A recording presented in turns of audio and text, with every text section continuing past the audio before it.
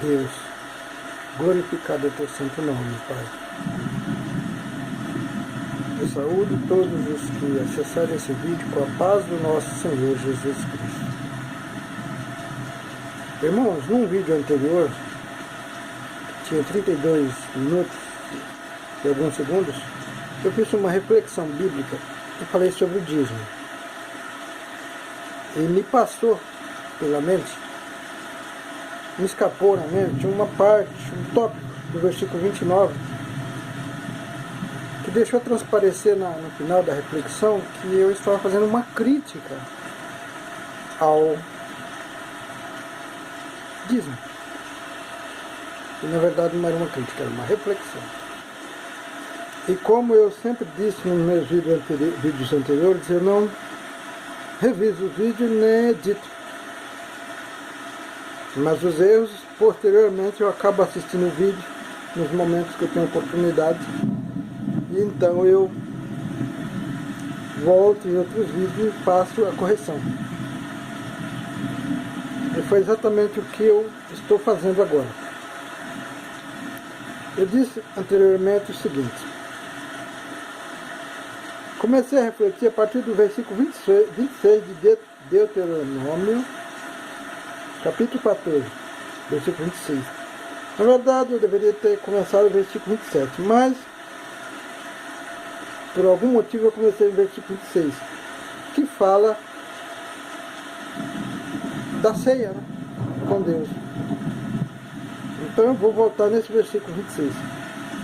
Deuteronômio, capítulo 14, versículo 26. E aquele dinheiro dará por tudo que deseja tua alma, por vacas, e por ovelhas, e por vinho, e por bebida forte, por tudo que te pedir a tua alma. Come ali perante o Senhor teu Deus, e alegra-te tu e tua casa. Versículo 27. Porém não desamparará o levita que está dentro das tuas portas, pois não tem parte nem herança contigo.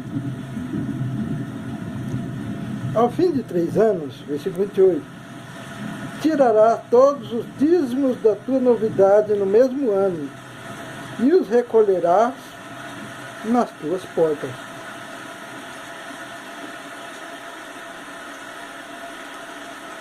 Versículo 29. Então virá o levita,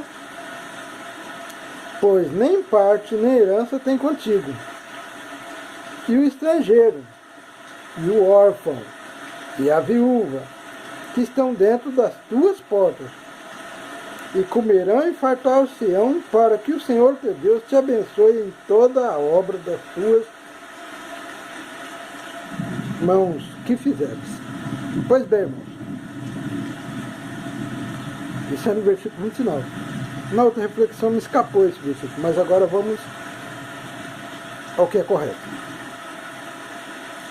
O levita era escolhido para ministrar no tabernáculo de Deus. Havia a lei de Moisés. E havia os mandamentos de Deus. Isso aqui é mandamento, não é lei de Moisés. Está no Antigo Testamento, não é o Velho Testamento. A Bíblia não envelhece. O Antigo é para exatamente definir que houve um primeiro testamento. Um primeiro evangelho, dado por Deus ao povo de Israel. Porém, os mandamentos de Deus são eternos, independente de Antigo ou Novo Testamento. Por isso que nós, os evangélicos, os crentes brasileiros, usamos a Bíblia, o Antigo e o Novo Testamento, porque reconhecemos que o povo de Deus, somos todos nós. Porém, os primeiros que andou com Deus foi o povo de Israel, as 12 tribos de Israel. E foi-lhes dados os 10 mandamentos. Não matarás, não comerás, não adulterarás, não desejarás a casa do teu próprio e por aí adiante. Esses são mandamentos. Tanto é que nas leis de hoje está aí, se você matar é crime, você vai ser punido. As leis dos homens foram tiradas dos 10 mandamentos. Concordam? Se não, consulte a Bíblia e você verá que toda a lei do homem é baseada na Bíblia. Aí você vai ver que no versículo 29 diz: então virá o levita, pois que nem parte, nem herança tem contigo, e o estrangeiro e o órfão e a viúva que estão dentro das tuas portas, e comerão e fartar-se-ão, para que o Senhor teu Deus te abençoe em toda a obra das tuas mãos que fizerem. Vou voltar lá no versículo 28. Ao fim de 3 anos, tirará todos os dízimos da tua novidade no mesmo ano e recolherás nas tuas portas. Aqui Deus não está mandando dar nenhuma oferta a mais, é o dízimo. E no versículo 29 ele diz, um tópico, finalzinho do parágrafo 2º,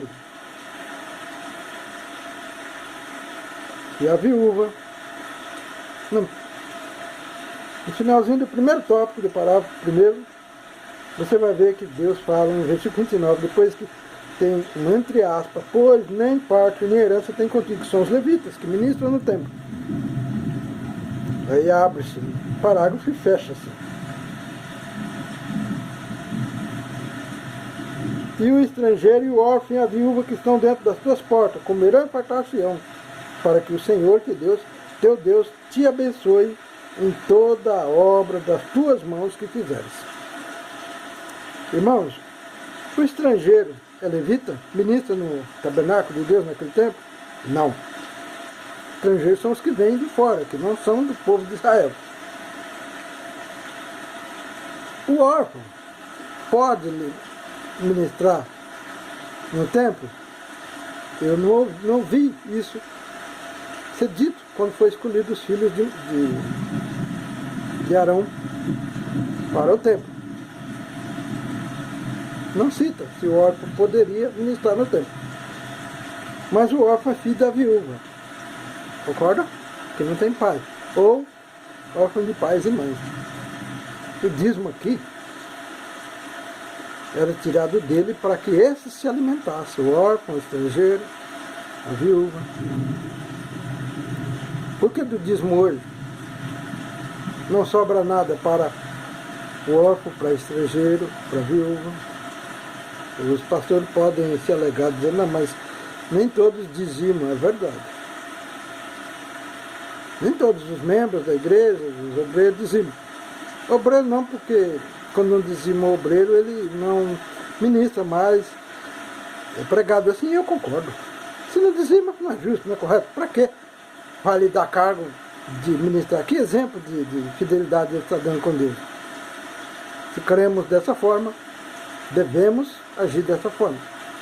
Porém, Jesus, quando veio, ele não exigia um tempo para ministrar. Ele ia nas casas, nos vilarejos, ele peregrinava pelas cidades, pregava em barcos, no mar, nos montes, dando exemplo que o obreiro de Deus, não dos homens, deve ir até as almas, evangelizar, ensinar as boas novas, o que não foi seguido, não sei se pelos seus discípulos, que na época provavelmente assim o fizeram, mas as gerações posteriores não seguiram assim e preferiram novamente as igrejas. Naquele tempo existiam 7 igrejas da Ásia, não mais. Você não lembra que Jesus mandou construir igreja, mas sim, ide a todo mundo e pregai o evangelho, e anunciai as boas novas. O reino de Deus é chegado sobre vós. Porque o reino de Deus esteve entre nós. Mas nós não o aceitamos. Por isso, ele veio, mas foi rejeitado. Por isso que até hoje, no Pai Nosso, nós oramos. Pai nosso que estás no céu, santificado seja o vosso nome. Venha a nós o vosso reino. Venha a nós o vosso reino. Porque o reino de Deus nunca veio até nós. Ele esteve entre nós, mas foi rejeitado. Ele não atuou entre nós. Nós não usufruímos do reino de Deus. E ainda nós, os crentes, não oramos o Pai Nosso porque os discípulos pediram a Jesus. Não é uma oração correta. É a mais correta de todas as orações. Porque Deus tocou no coração do discípulo para pedir uma oração. E porque Jesus, o Filho de Deus, ensinou essa oração. É a mais perfeita. Mas até isso nós esquecemos. E o dízimo era para ser usado para alimentar órfãos, estrangeiros e viúvas. Hoje o dízimo não é assim. Por que eu estou dizendo isso, irmão? Isso não é uma crítica, não, é uma reflexão bíblica. Reflexão feita por um pecador. E quando eu digo pecador, não é porque todo mundo aí buscando pecado, não. É porque reconheço que nasci de Adão e Eva, da geração de Adão e Eva, e sou pecador. Depois do pecado, nós somos filhos do pecado. Temos no sangue o pecado original. E por isso, precisamos nos reconhecer como pecadores, para saber as nossas fraquezas e lutar contra elas. Somente depois que Jesus voltar, o pecado será retirado do mundo. Antes não. Mas podemos buscar a perfeição, porque Jesus diz, sede perfeito, porque eu sou perfeito. Percebeu? As igrejas perecem, principalmente por causa disso. Direcionar o dízimo para as necessidades pastorais. Direcionar o dízimo para as necessidades ministeriais. Porque Jesus não mandou criar ministério. O ministério já é o Evangelho. O ministério é de Deus. Jesus veio anunciar as boas novas dadas por Deus. Pois ele diz, o que falo não falo de mim, é o Pai que me deu. Eu falo aquilo do que o Pai me permite falar. Por isso, quando eu critico que alguém fala, eu estou no meu ministério, vai crescer, eu oro pelo meu ministério. Irmãos, ore pelo meu ministério. Você não tem ministério. E quando você faz isso, o inimigo aproveita essa chance e começa a te colocar sentimentos que você tem que lutar por esse ministério. Tem que aperfeiçoar as almas, tem que punir, tem que disciplinar, porque o reino de Deus é perfeito. Lá não entra pecado, lá não entra imperfeição. Mas isso é com Deus. É Ele que vai aperfeiçoar as almas. É Ele que vai cuidar das almas. É Ele que vai purificar. É Ele que vai remir através do Cristo de Deus. Tem feito isso ao longo dos séculos, desde a primeira vinda de Cristo. Eu creio a segunda, porque vinda entre os homens habitantes na terra. Porque quem criou a terra foi Jesus. Vê lá no livro de João o que fala. Se não me engano, é o capítulo 1. Ele era o verbo se fez carne, o verbo era Deus, o verbo estava com Deus. E habitou entre os homens e veio para os homens, para o que era seu, os rejeitaram. Cheguei até, numa reflexão, errei também, diz que isso estava... Façamos o homem nossa imagem e semelhança no início do Evangelho, na Gênesis mosaica. Eu acabei confundindo no livro de João. E para concluir, irmão, concluirmos, eu acabei, uma vez, fiz uma reflexão num dos vídeos, refletindo sobre o mau obreiro, o mau empregador, que recebe 10 mil, e o salário era 1.200, e ele pega um serviço por 10, mas o custo de obra, a mão de obra custa 5 mil. E ele contrata um profissional para trabalhar, que deveria pagar os 5 mil, então seria 10 mil o total do valor que ele pegou a obra, e devolver, metade seria dele, metade seria da mão de obra, porque o custo é 5 mil. Mas ele paga um salário mínimo, se aproveitando das necessidades alheias, se aproveitando o tal salário mínimo, que o nome já diz mínimo, né? E aí eu acabei dizendo que ele ficaria com 9.782. Na verdade, eu fiz uma correção num outro vídeo e errei novamente nessa reflexão. Porque, na verdade, é 8.782, tirando de 1.200. A conclusão final eu fiz correto. De 5 mil, tira-se 1.200, sobra 1.212, sobra 3.788. Mas eu estou corrigindo aqui, porque esses pequenos erros não corrigidos corretamente, irmão, vai descredenciando a reflexão. Aqui não é revelações bíblicas. A revelação é perfeita, precisa ser analisada com perfeição. Exatamente por eu não ter condições de editar vídeos, é que eu preciso, depois dos vídeos, voltar a assistir os vídeos, refletir novamente, e na mesma oportunidade do meu trabalho, que eu trabalho em uma profissão, eu não sou blogueiro, não trabalho para divulgar vídeo, meu trabalho é outro. E nas minhas horas vagas eu reflito quando posso.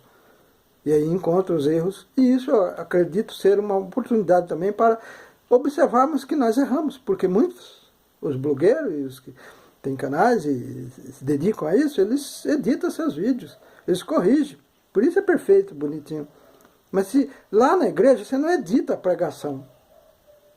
Por isso o erro de muitos pastores, falam demais, ilustra a palavra, esquece da revelação. Quando vai fazer a revelação, é tanta ilustração que o inimigo acha brechas e ele fala de si mesmo, dá exemplo de si mesmo, exalta a si mesmo. E quando vai fazer a revelação, ou o inimigo distrai quem precisa da revelação, ou distrai ele e acaba fazendo a revelação incorreta. Ou pela metade, ou incompleta. Porque não se atentou à palavra de Deus. E isso é um grande exemplo que eu estou provando agora. Eu repeti na reflexão que era 9.788, na verdade é 8.788 de 10.000 se tira 1.200. Né? E se ele teria que pagar 5 e pagou 1.200, sobra 3.788. Esse é o correto.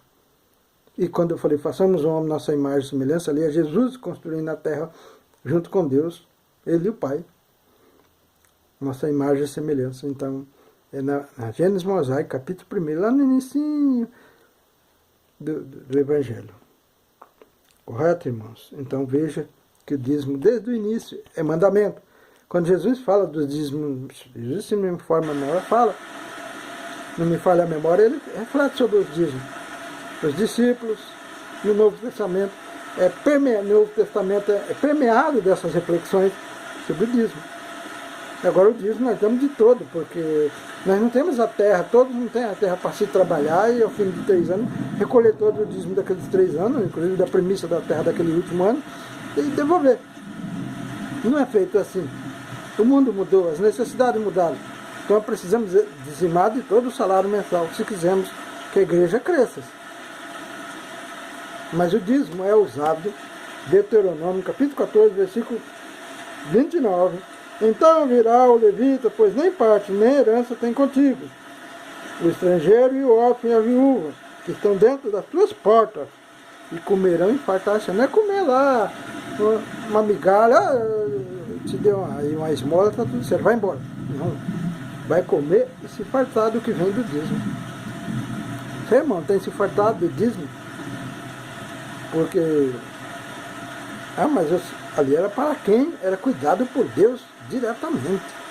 Hoje os ministérios fazem os pastores cuidar de nós. Então Deus cuida do pastor para que o pastor cuide de nós, segundo as pregações, nos é levado assim. E eu fiz uma reflexão sobre um vídeo que eu tenho aqui, que alguém fala, Buxo cuidou, preparou Davi para o leão preparou Davi para Golias. O problema não é, a reflexão está correta. Vai se elevando a voz a uma altura, a uma emoção tão alta, quando ele fala no final, somente seu coração está voltado para dar aquele grito, glória a Deus! Porque a voz é elevada a um tom para te induzir a dar um glória. Você não refletiu sobre a palavra, não refletiu sobre nada. Aí no outro culto ele te malha porque você não ouviu, ele não percebeu que aquela ansiedade de fazer glória, de mostrar a pregação bonita, ele gritou tanto na tua alma, na tua mente, na tua consciência, que te induziu a responder com glória, que ele tanto almeja, mas não refletiu sobre a palavra. Não estou aqui contra os que ilustram a palavra, mas a regra de jogo hoje, a moda é ilustrar. E sempre no final da ilustração, aqueles gritos, vai berrando, vai levantando a voz, elevando a voz, até chegar a um ponto que vem o glória, glória de emoção, provocada pelo pregador, sem nenhum compromisso com as revelações da reflexão bíblica que ele está se dedicando a levar para a igreja. Meus irmãos, precisamos observar isso, porque senão nossas pregações não terão efeito nenhum. E aí não adianta se reclamar da igreja ou do mundo, que todos vão nas festas, cria-se uma festa, anuncia-se uma festa, lota, mas a igreja está vazia, porque na igreja você vai buscar solução, você vai buscar conforto, você não vai festejar. Os cultos virou uma festa, um show evangélico. A alma entra vazia e sai mais vazia ainda, porque sai desiludida ou confundida. Vamos ter compromisso com a palavra e ser mais humilde. para então percebermos que o ministério é de Deus. E como obreiro do ministério de Deus, temos que ter responsabilidade com a palavra. Não sermos imediatistas. Fique na graça do nosso Senhor Jesus Cristo. E se você considerou esse vídeo relevante, clique no canal,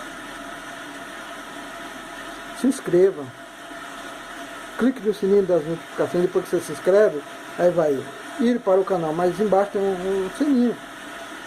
Aí você vai no último de baixo, que você pôr lá personalizado, ou todos ou nenhuma. Personalizado eu nem entendo, mas provavelmente é para um grupo específico de pessoas. Mas todas é para todo público, aí você clica ali. Você vai estar ajudando o canal, porque essa é a plataforma, é a política da plataforma do YouTube. Fique na graça do nosso Senhor Jesus Cristo. Eu oro em favor dos 156 inscritos deste canal e de todos que acessarem este vídeo. Eu nada sou, Deus, nada posso. Mas Jesus disse que tudo que pedíssemos a Deus, a meu Pai, Ele o faria. Assim diz Jesus para seus discípulos. Para que o Pai se glorificasse no Filho e o Pai honrasse o Filho. Então eu peço em nome de nosso Senhor Jesus Cristo, abençoe espiritualmente, Pai, todos os meus irmãos que acessarem esse vídeo. Não estou falando aqui somente da Assembleia de Madureira, mas de todos os evangélicos, todos que leem a Bíblia, todos os cristãos que creem no Cristo de Deus, que Jesus é seu único Senhor e Salvador. Porque depois do pecado e que Israel quebrou várias alianças com Deus, o Pai mandou o Filho para interceder por nós. Então, se não vir a mim, não vai ao Pai, disse Jesus. Precisamos primeiro aprender o Evangelho que Jesus trouxe, com seu sangue, com seu sacrifício puro. Somente assim, Senhor, é que vamos chegar até o Senhor, porque nós já não temos mais aliança com Deus. A nossa aliança se é firmada através do Cristo de Deus, que fez uma aliança eterna através do batismo de descer as águas. Isso é uma aliança eterna. Se você estiver lá nas trevas, por causa dessa aliança, Jesus tem o poder de, quando você se arrepender, ele vai te resgatar. E se ele não for, ele manda os seus santos anjos. Por isso que ele tirou a chave da mão da morte quando desceu na mansão dos mortos. Exatamente para essa função. E nem isso os nossos pregadores têm a evolução espiritual para nos ensinar, nos preparar no Evangelho. Então, Senhor, abençoe espiritualmente todos os que acessarem esse vídeo, para que eles cresçam em espírito e verdade, porque é chegado os tempos. Não há mais tempo, já terminou o tempo dos homens errar na terra. Vamos errar por causa do pecado original, Senhor.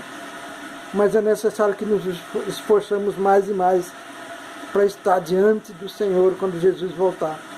Estamos de pé, erete, glorificando o teu santo nome, dando a glória verdadeira, a original, aquela que agrada aos teus ouvidos, aquela que é música suave aos teus ouvidos, e que façamos o sacrifício que também é aroma suave às suas narinas, que é nos doar aos nossos irmãos.